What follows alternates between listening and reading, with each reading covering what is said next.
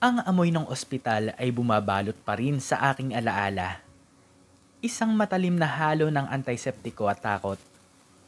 Ang puting ilaw. Ang malamig na simoy mula sa aircon.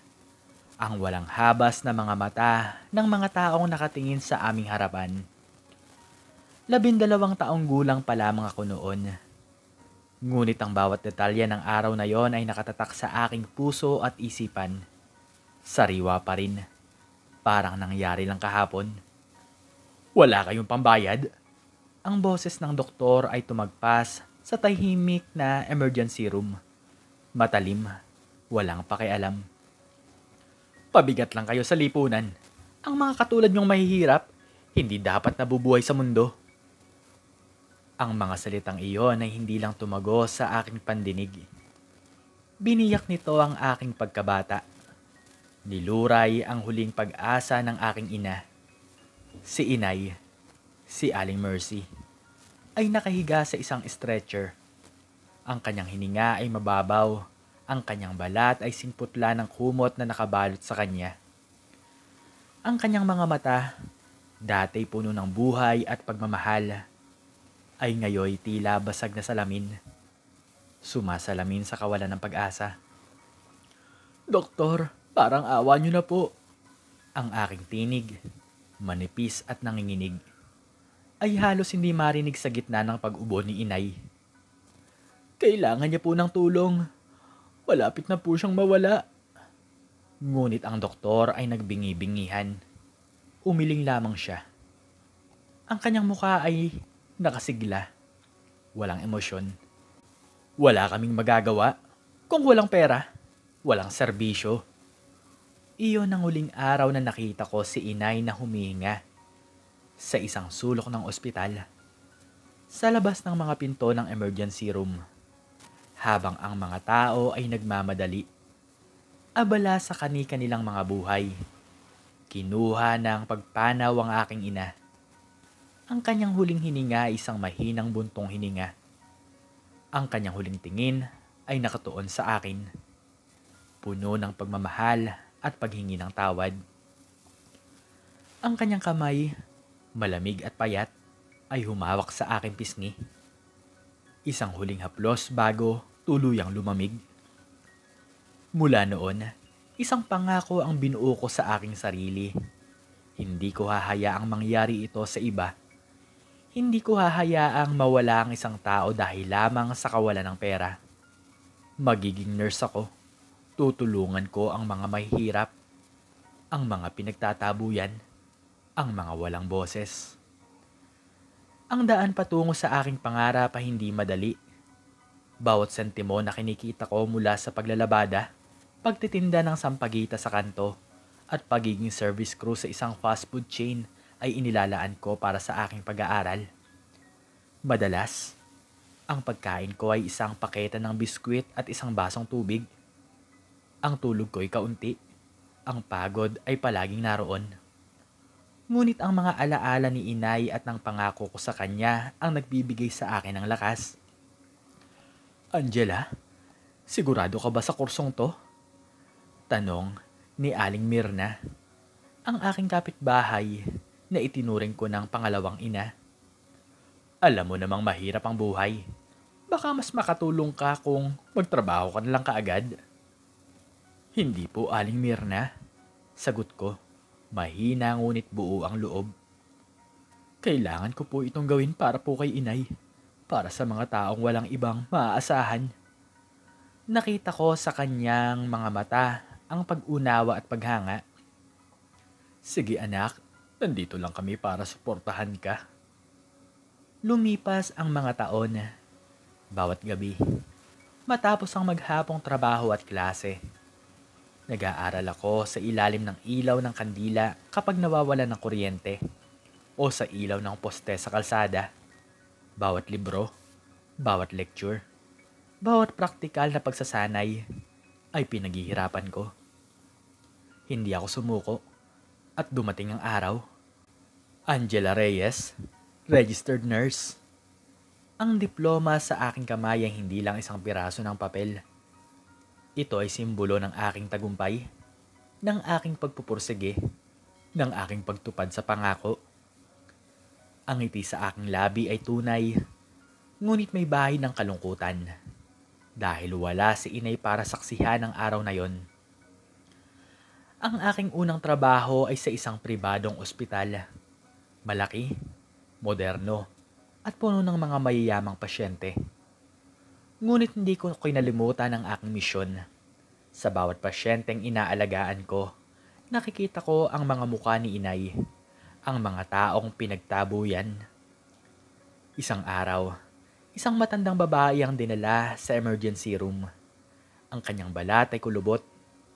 Ang kanyang buhok ay puti at gusot.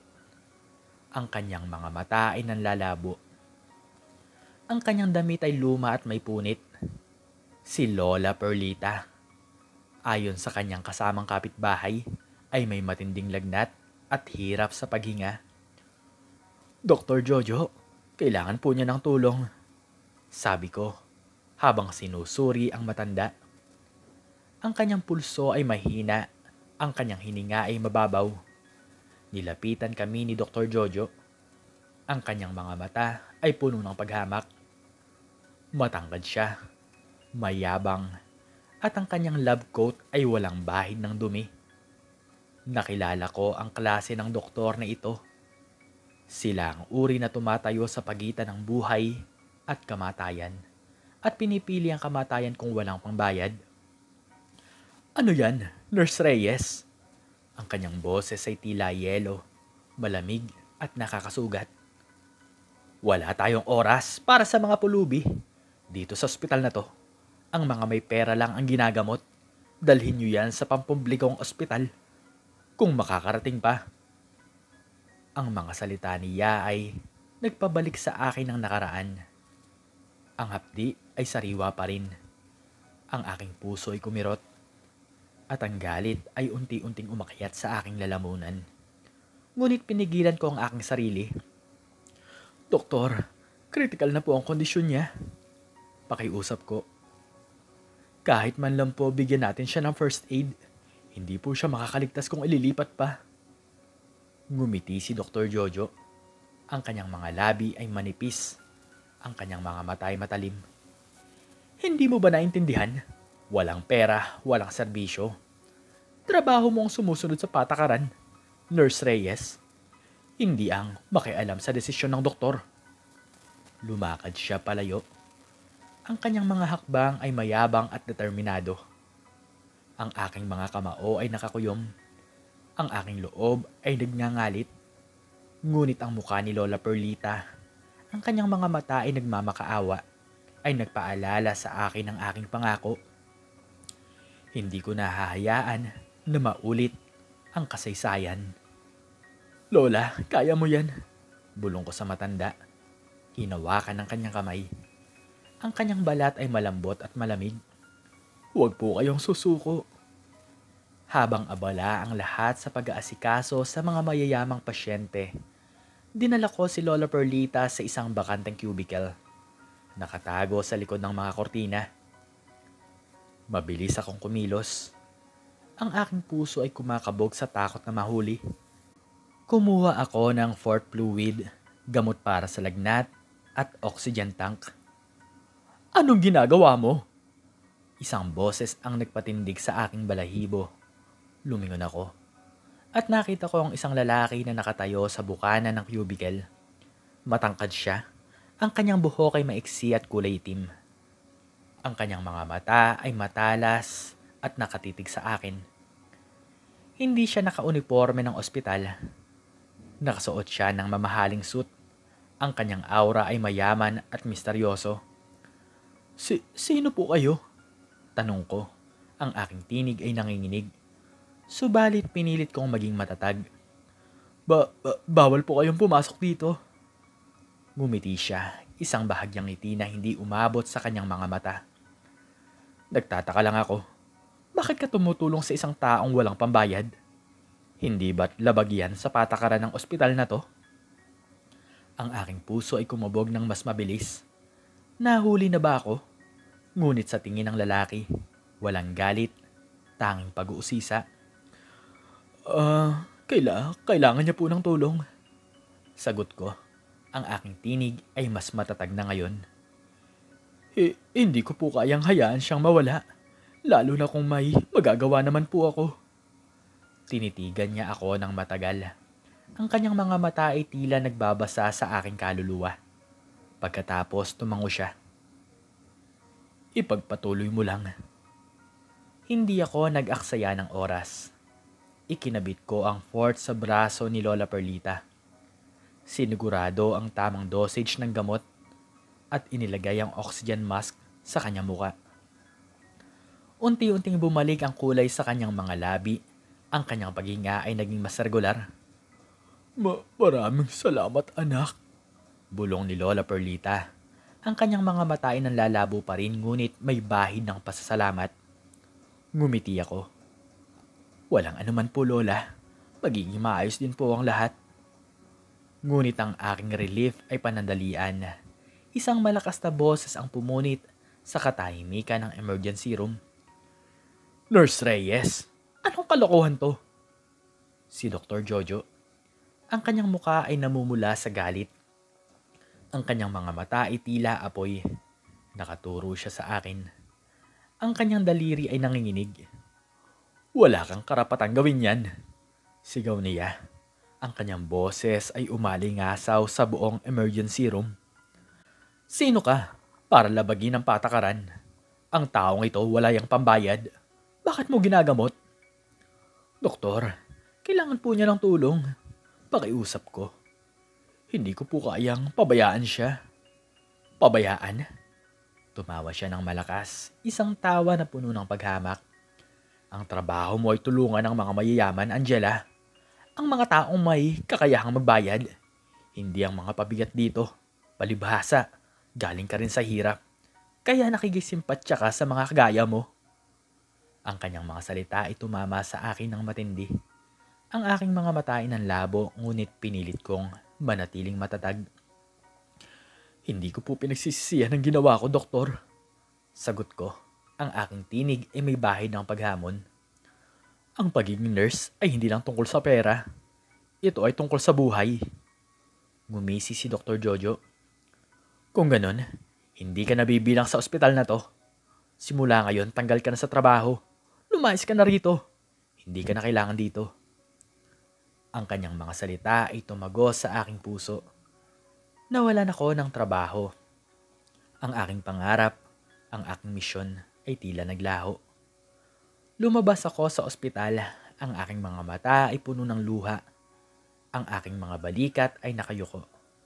Ang pait ng pagkatalo ay bumalot sa akin. Huwag kang mag-alala, Nurse Reyes. Lumingon ako. Ang misteryosong lalaki ay nakatayo sa labas ng ospital. Ang kanyang mga mata ay nakatitig sa akin. Hindi ka nag-iisa.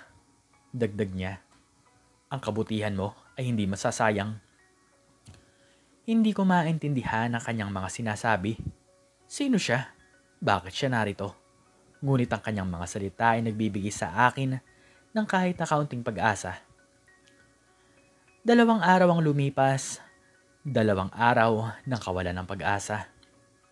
Ng pagdududa sa aking sarili. Nakaupo ko sa isang sulok ng aking maliit na apartment. Ang aking mga mata ay nakatingin sa kawalan. Paano na ngayon? Paano ko ipagpapatuloy ang aking misyon? Isang katok ng pinto ang nagpabalik sa akin sa realidad. Binuksan ko ang pintuan at nakita ko ang isang lalaki na nakasuot ng uniforme ng isang delivery service. Kayo po ba si Angela Reyes? Tanong niya. Ako nga po. Sagot ko. Nagtataka. May sulat po para sa inyo. Mula po kay Mr. Mercado. Ang pangalan ay nagpabalik sa akin sa ospital. Ang misteryosong lalaki, binuksan ko ang sulat. Ang aking mga kamay ay nanginginig. Ang sulat ay maikli at direkta. Nag-aalok ito sa akin ng trabaho bilang personal nurse ng Pangulo. Ang aking pangay bumagsak. Hindi ako makapaniwala. Ang Pangulo? Ako? Ang magiging personal nurse? Kinabukasan nakaupo ko sa isang malaking opisina. Ang aking mga mata ay nakatingin sa lalaking nakaupo sa harap ko, si Mr. Mercado. Ang kanyang mukha ay seryoso, ang kanyang mga mata ay matalas. Angela Reyes, sabi niya. Ang kanyang boses ay kalmado ngunit may kapangyarihan. Nakita ko ang ginawa mo sa ospital. Ang kabutihan mo, ang iyong dedikasyon sa pagtulong sa kapwa ay bihira na sa panahong ito. Pero, paano po nangyari to? Tanong ko. Ang aking tinig ay halos hindi marinig. Bakit po ako? Ngumiti siya. Isang tunay ng ngiti ngayon. Dahil ikaw ang kailangan. Ang Pangulo ay nangangailangan ng isang nurse na hindi lang mahusay sa kanyang propesyon, kundi may puso rin. May kakayahang makita ang tao sa likod ng sakit, anuman ang kanyang katayuan sa buhay. Pero, Mr. Mercado, hindi ko po alam kung kaya ko. Kaya mo, Angela. Kaya mo yan. Ang iyong kabutihan, ang iyong pinakamalaking lakas. Nakita ko yan. Hindi ko alam kung anong sasabihin. Ang buhay ko ay biglang nagbago. Mula sa kawalan ng pag-asa, biglang bumukas ang isang pinto patungo sa isang bagong mundo. May isa pa akong gagawin, sabi ni Mr. Mercado. Ang kanyang mga mata ay biglang naging matalas. Mayroon akong kailangang kausapin. Hindi ko alam kung sino ang kanyang tinutukoy, ngunit sa loob ng ilang minuto, bumukas ang pinto. At pumasok si Dr. Jojo. Ang kanyang mukha ay nagtataka, ngunit may bahid ng pagmamayabang. Mr. Mercado, isang karangalan po na ipatawag niyo ako, sabi ni Dr. Jojo. Ang kanyang boses ay puno ng paggalang. Hindi niya ako napansin sa sulok ng opisina. Dr. Jojo, sabi ni Mr. Mercado. Ang kanyang boses ay malamig at matalim. Mayroon akong narinig tungkol sa'yo. Tungkol sa iyong pagtrato sa mga mahihirap na pasyente. Ang ngiti sa labi ni Dr. Jojo ay nawala. Sir, hindi ko po naintindihan. Hindi mo naintindihan? Tanong ni Mr. Mercado. Ang kanyang boses ay tumaas ng bahagya. Ang pagtataboy mo sa isang matandang babae, si Lola Perlita, dahil lamang sa wala siyang pambayad. Ang pagtanggal mo sa isang mahusay na nurse dahil lang sa ginawa niya ang tama. Doon ako lumabas sa aking pinagtataguan. Ang mukha ni Dr. Jojo ay namutla. Ang kanyang mga mata ay nanlaki nang makita ako. Angela? Bulong niya. Ang boses niya ay puno ng takot. Dr. Jojo, kilala mo ba kung sino ang kausap mo? Tanong ni Mr. Mercado. Ang kanyang mga mata ay nakatitig sa doktor. Ako si Mr. Mercado, ang may-ari ng ospital na pinagtatrabahuhan mo. At isa ako sa mga pinakamayamang tao sa bansang to. Ang panga ni Dr. Jojo ay bumagsak. Ang kanyang mukha ay namutla. Ang kanyang mga kamay ay nanginginig. Ang pagiging doktor ay isang pananagutan, Dr. Jojo. Hindi ito lisensya para maging sakim at walang pakialam sa kapwa. Ang pagtataboy mo sa isang nangangailangang matanda ay makakarating sa itaas. Hindi lang sa akin, kundi sa mga tao may kapangyarihan. Magpasya sa iyong kinabukasan. Ang takot sa mukha ni Dr. Jojo ay malinaw. Ang kanyang pagmamayabang ay naglaho. Napalitan ng matinding pangamba. Sir, pakiusap po. Pakiusap niya. Ang kanyang boses ay nanginginig. Bigyan niyo po ako ng isa pang pagkakataon. Umiling si Mr. Mercado. Hindi mo deserve ang pagkakataon. Ang iyong mga aksyon ay nagpapakita sa iyong tunay na karakter. Hindi ka karapat-dapat na maging doktor. Hindi ka karapat-dapat na magtrabaho sa anumang institusyon na naglalayong tumulong sa kapwa. Ang mga salita ni Mr. Mercado ay tumago sa doktor. Ang kanyang mga balikat ay bumagsak. Ang kanyang mga mata na puno ng kawalan ng pag-asa. Hindi nagtagal kumalat ang balita. Si Dr. Jojo ay natanggal sa serbisyo. Ang kanyang reputasyon ay nawasak. Ang kanyang kasakiman at kawalan ng puso ay naging dahilan ng kanyang pagbagsak. Samantala, ang aking buhay ay nagbago ng husto. Naging personal nurse ako ng Pangulo. Isang posisyon na hindi man kailanman pinangarap. Ang aking trabaho ay hindi lang tungkol sa pag-aalaga sa Pangulo, kundi sa pagtulong din sa mga taong nangangailangan. ang mga may hirap na komunidad. Sa bawat pasyente inaalagaan ko, sa bawat ngiti na nakikita ko, naaalala ko si inay. Ang kanyang pagpanaw ay hindi nasayang. Ang kanyang alaala ang nagtulak sa akin na maging ang taong ako ngayon. Isang araw, habang naglalakad ako sa isang mahirap na komunidad, nakita ko si Lola Perlita. Nakaupo siya sa labas ng kanyang bahay. Ang kanyang mukha ay puro ng ngiti. Lumapit ako sa kanya. "Oh, Lola Perlita," sabi ko. Ang aking boses ay puno ng pagmamahal. Ngumiti siya. "Angela, anak, maraming salamat sa iyo ha. Ikaw ang nagligtas sa akin. Ikaw ang nagbalik ng pag-asa sa aking buhay." "Walang anuman po, Lola," sagot ko. Ang aking mga mata ay nanlabo sa luha. "Ang lahat po ng ito ay para din po sa inyo at para sa lahat ng tulad nyo. Ang aking buhay ay naging patunay na ang kabutihan ay may gantimpala. Ang Diyos ay hindi nagpapabaya sa mga taong may malinis na puso. Ang aking pangarap na minsay tila imposible ay natupad.